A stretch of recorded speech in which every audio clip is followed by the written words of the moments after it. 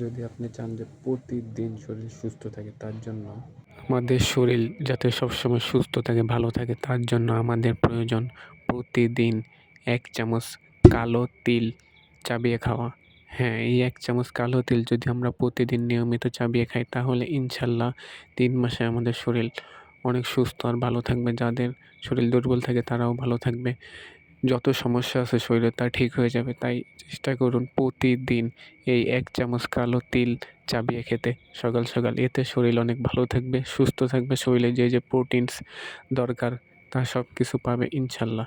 শরীরের জন্য বিশুদ্ধ খাবার, তারপর ব্যায়াম, পরিশ্রম এগুলো যেমন জরুরি ঠিক তেমনই এই খাবার খাওয়ারও চেষ্টা করুন। এই তিল শরীরের জন্য অনেক ভালো উপকার আর এটি অনেক কার্যকর। ইনশাল্লাহ সমস্ত রোগ প্রতিরোধ থেকে মুক্ত থাকবে শরীর আর শরীর ভালো থাকবে। এতে কোনো সমস্যা হবে না ইনশাল্লাহ।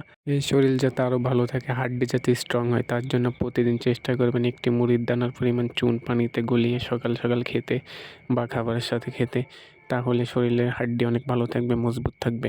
কিন্তু যাদের পাথর আছে, শরীরে পাথর হয়, তারা চুন খাবেন না ইনশাল্লাহ। এতে শরীর অনেক ভালো থাকবে ইনশাল্লাহ।